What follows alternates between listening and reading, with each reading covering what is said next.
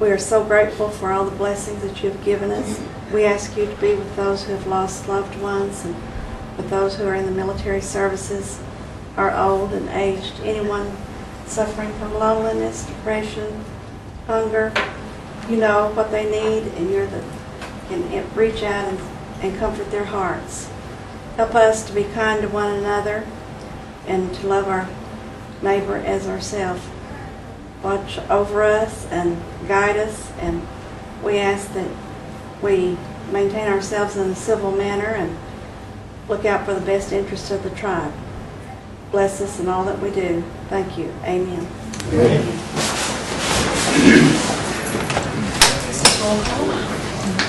Julia Coates. Here.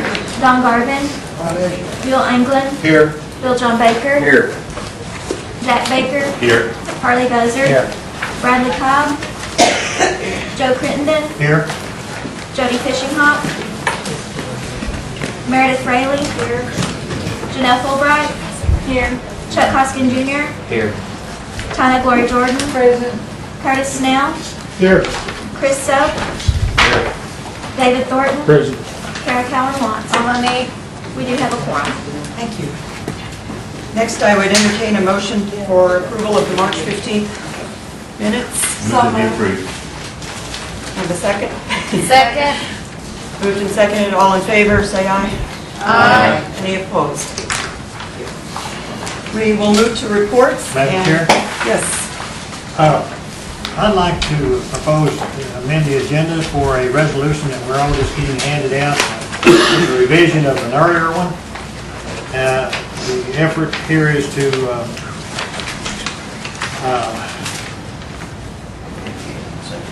recognize a former Chief Wilma Mankiller as a national treasure.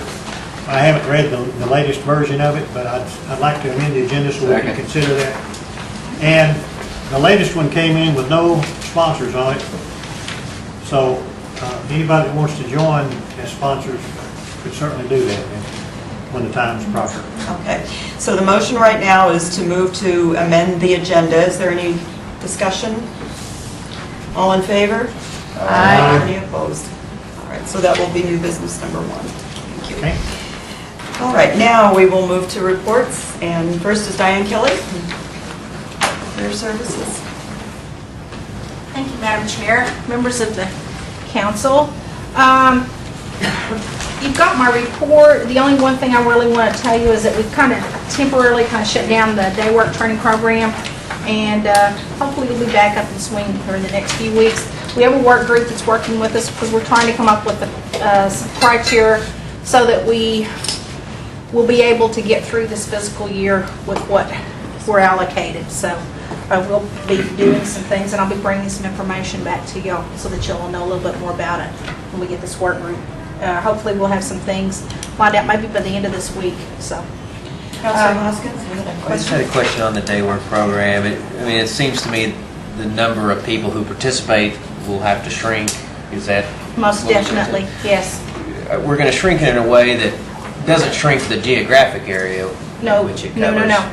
In fact, one of the things that I've expressed to Jeff is that if we get referrals through social services up in those northern counties, because we don't have that many, if we have the work sites up there, then those will get priority over these other counties down here because we haven't placed that many up there. And we're going to be very limited. For instance, in your area, I think maybe there's only like 3 or 4 different job sites that we can go to because we don't have other facilities there. So if we happen to have that many people come in, then they get those slots. Okay, thank you. Thank you, Mr. Mayor. Councilor Buzzer? Diane, this Roadmaster company out of Tulsa, are some of those day worker people going to be attending it to learn how to operate trucks? The vocational counselors went up to meet with Roadmasters. We're looking at sending people up there for vocational training, not through the day work. The day work is just like 1 day, 2 days, and it's not for training. Well, I was like that. wondering if we picked any people up from the day work program to do that. Oh yeah, there are a few of the day workers that have transferred over into some of those slots. Yes. And then I have another question. You know, 3 or 4 years ago, Diane, we were looking at putting a truck driving course over here. Is that kind of just what We couldn't get approval through the Department of Labor to do it. Oh, is that right? We couldn't. They first told us, and then they switched directors, and when they switched directors, there was a new emphasis, and the emphasis now is in the health fields and construction fields.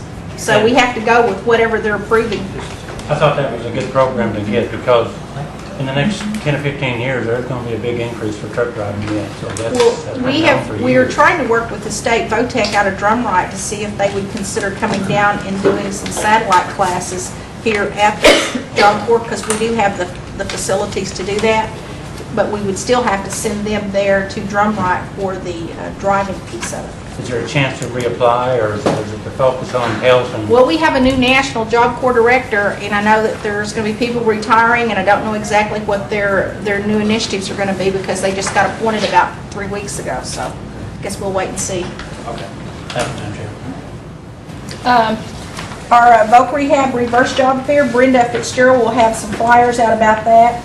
Some good news, last week, you've heard about the ARA funds or the economic stimulus. Well, Job Corps was awarded so much of the economic stimulus, and the regional office called us, and they're going to dump about $118,000 our way to help us with upgrading some of our facilities over at Job Corps. So we got that last week.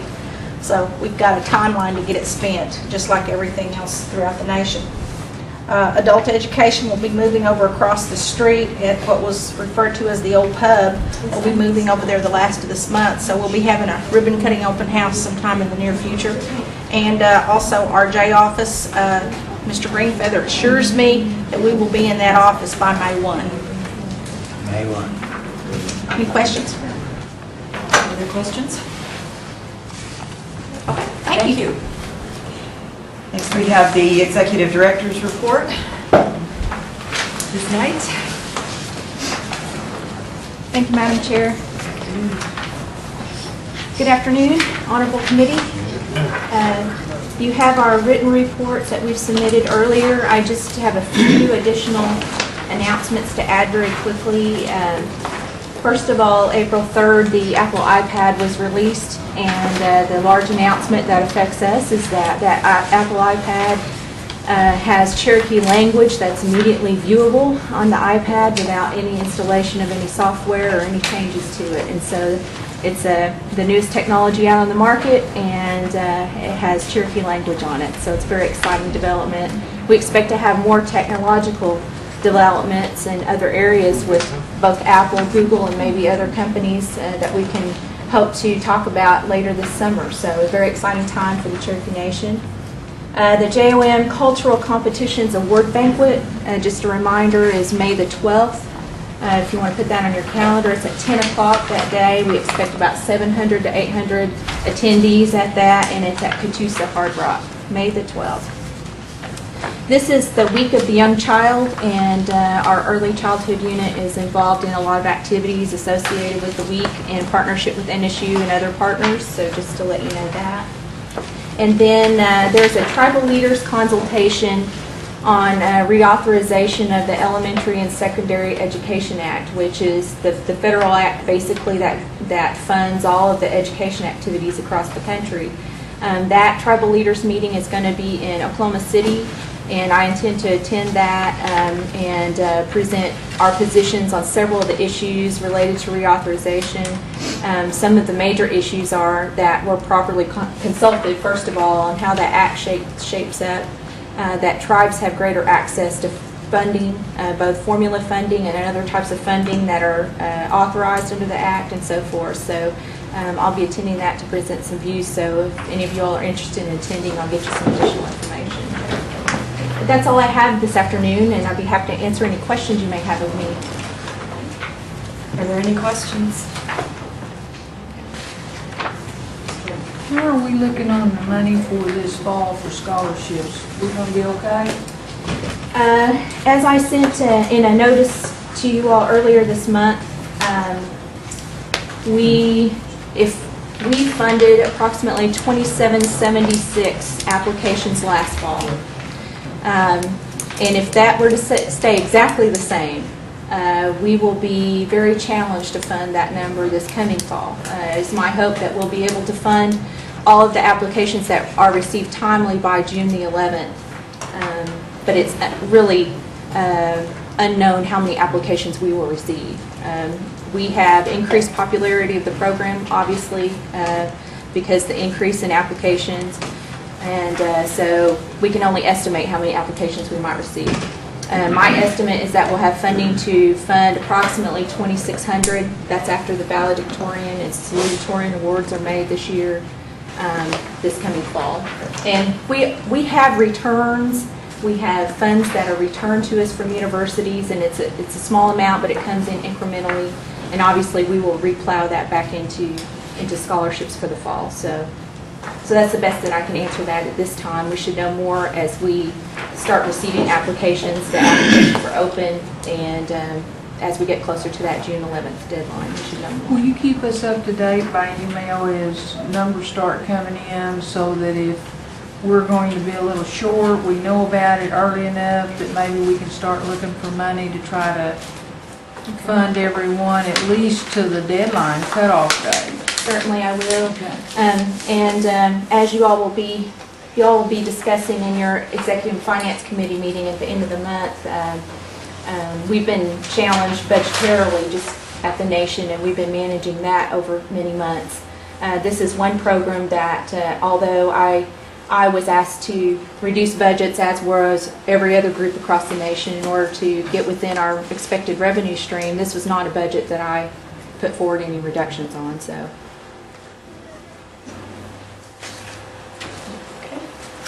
Any other questions? Thank you, Madam Chair. Thank you. Ms. Thompson is not here, so we will move to old business. And we have one item of old business, Mr. Bill John Baker sponsors. Yes, this is back again. I've done a little bit more research, and what I'm finding is that these kids that get into the academies, they have to go up on their own, and it's cost them between $2,000 and $3,000 to get up there and to get started. Then I thought, well, and it was suggested last month that some of them are getting the college scholarship money as well as going to the academies. Well, the closest academy is Colorado. If you're in the academy, you build points and you build money. And most of them, it's 2 years before they build up enough points to be able to go to their bank and get a plane ticket to come home. And so I would be extremely reluctant to say yes, they get this, and no, they never get anything else from the Cherokee Nation. So I'm going to put it in form of a motion to pass this just the way it is and not restrict them from being able to apply for other funds if they need it. And I'll put that in the form of a motion. Is there a second? I'd second that. And for discussion, Councilor Watts? Chair, really the first year of any of the military academies, you don't go home for the most part. So I'm unclear that there's like this huge travel bill associated with it, at least in the first year. They're pretty much tied to campus. And I've been to every academy except for Coast Guard. So I just don't see, if they're already getting access to $3,000 a year when they don't have the obligations and bills of other folks, even though it's an honor, that we would cost, if we're having to make decisions between other students getting to go to school, why we would want to commit to this. Thank you. Councilor Hoskins? Just to be clear, and I think you touched on this last time, Madam Secretary, in the ordinary course of things, would an academy student receive the Cherokee Nation Scholarship, or would they be deemed not eligible by virtue of their attendance there, or what's the normal process? They are currently eligible for our $2,000 scholarship per semester. So we have 2 academy students on the program. They're receiving $4,000 a year under that scholarship program. Thank you. Councilor Baker? And folks, let's put it in perspective. This is more than just an honor. I mean, there's probably been more presidents of the United States that came out of the military academy than any other institution, military academies than any other institution. And these folks are going to get a world-class education that are going to be Cherokee, and maybe the next astronaut, maybe the next this, maybe the next that. And let's put our money where our mouth is, and let's help these kids thrive at the military academy. It is such an honor, and it is an accomplishment that that few will ever even have the opportunity. And I've talked to the fellow that's been really helping these kids get in, and he tells me that they need it. So I beg you to pass it. I mean, this year we're talking about one kid. I hope we talk about 50 next year. Just for clarification, Secretary Knight, are we saying that if we pass this, then the students will only be eligible for $3,000 a year assistance, versus if we don't pass it, then they're eligible for $4,000?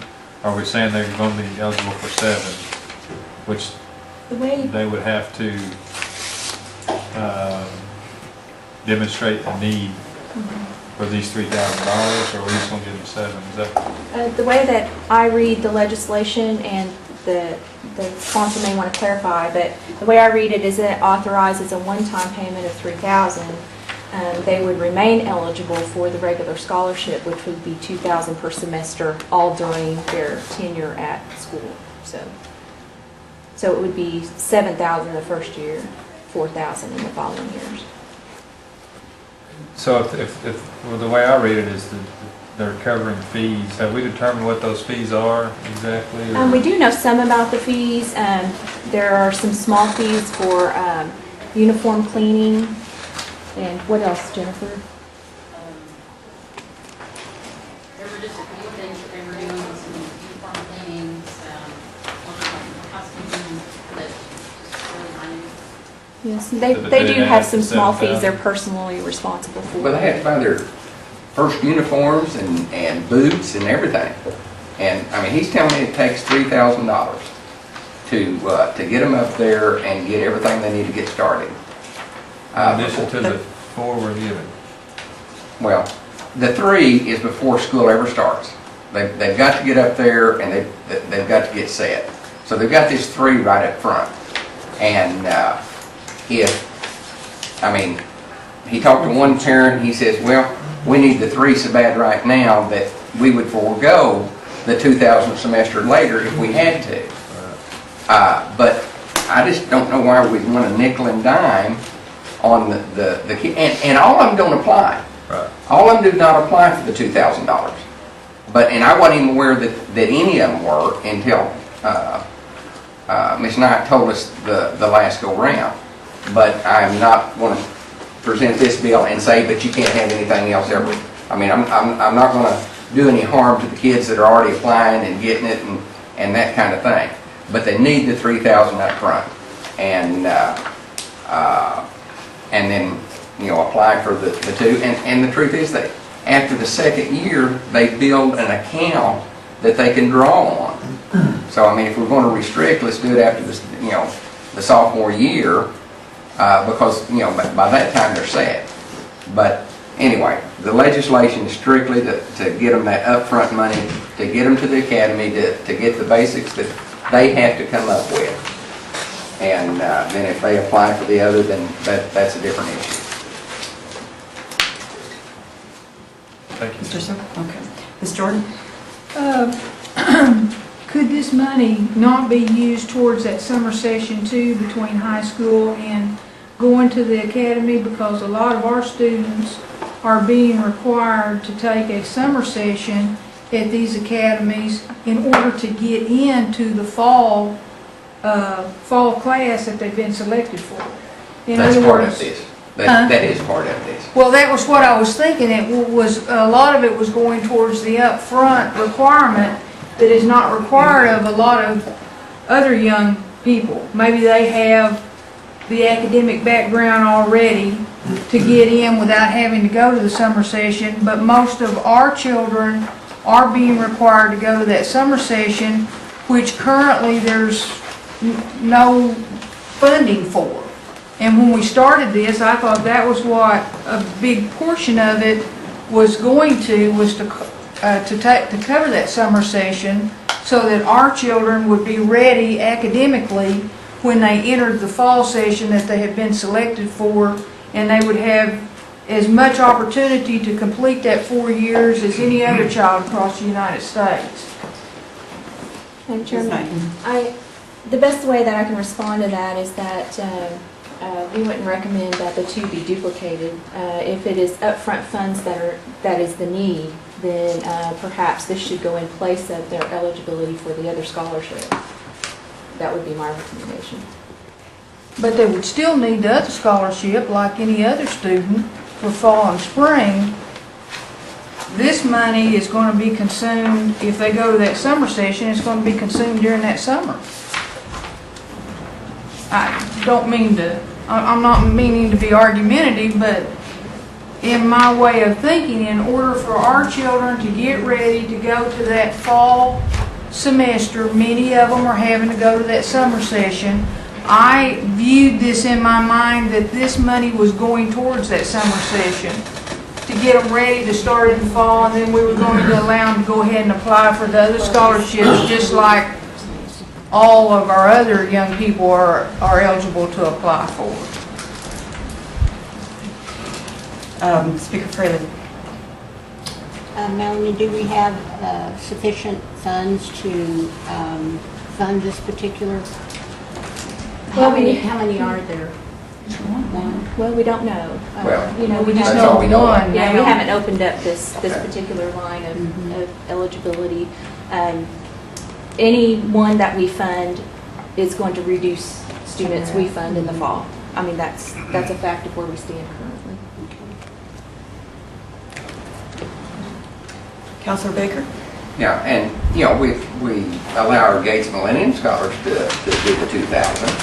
And so, I mean, I don't see the problem here. I mean, the Gates Millennium is probably a better scholarship yet, and yet we let them get her 2,000. But we don't fund an additional 3,000, Mr. Councilman. Councilor Hoskin? Is it true that historically there's only been a handful each year? We have two currently on our program that are getting the 2,000 a semester. I think it has And it may been. be awareness as well, as was pointed out earlier. I mean, it does sound like there's some cost associated with attending the academy that just other students don't have to bear. So I'm inclined to support it. Thank you, Madam Chairman. Councilor Watts, did you? Yeah, just to clarify, because I personally was headed to West Point and chose not to my senior year, and I spent a week on that campus in preparation for deciding that for my life. And then I've had friends graduate from the other academies and spent considerable time on Colorado Springs campus. Their meals are covered, their boarding's covered. Their first year, they can't even have personal clothes, so they're not going to buy an outfit, a room. They're not going to buy an outfit themselves. They are in a military environment and very well provided for within that environment. Yes, there are some costs, but those are very limited compared to our other students because they have committed to a career with the U.S. military branch that they are there to serve. And therefore, everything is paid for except for those minimal little costs and fees. Thank you. Ms. Knight, do you have any idea what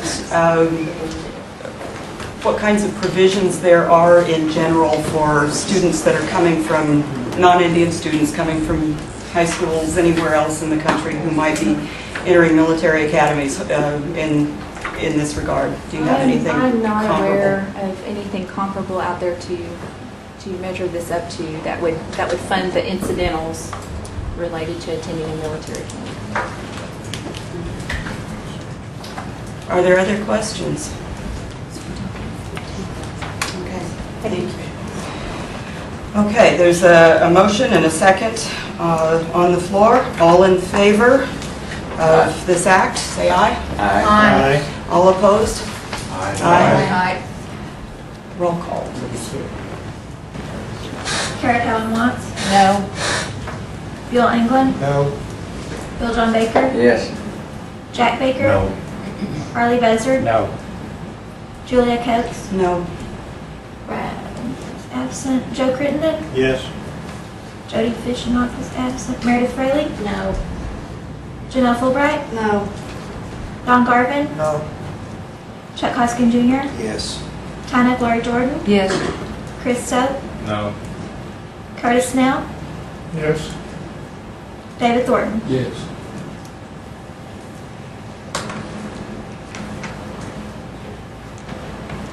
We have 6 yes and 9 no. Yes, 9 no, the motion fails. Next, we move to new business, and we have Councilor Crittenden, you have Thank a you, Madam resolution for us? Mhm. Madam Chair. Has everybody had a chance to kind of skim through this resolution? Is where I don't necessarily need to read it. I found one mistake, I think, in it. It's the 1, 2, 3, 4, 5, 6, the 7th whereas.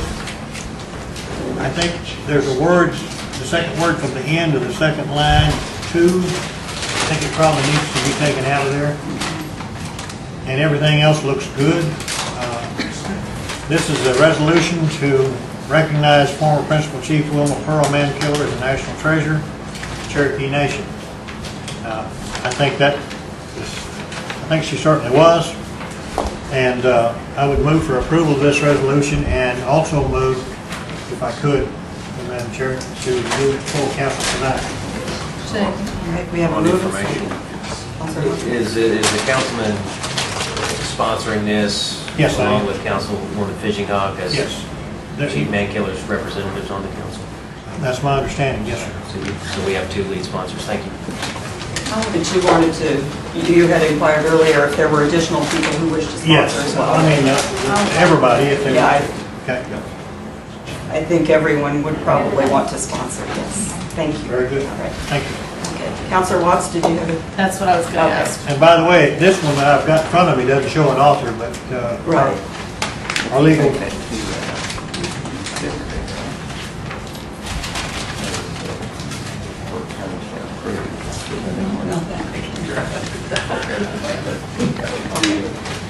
Henry was just the sponsor, I mean, the author of this. Okay. Okay, so we have a motion and a second. All in favor of moving, passing this and moving it to full council this evening, say aye. Aye. Any opposed? Thank you. Okay. Next are announcements. Are there any announcements? I would entertain a motion to adjourn. So moved. Second. All in favor? Aye.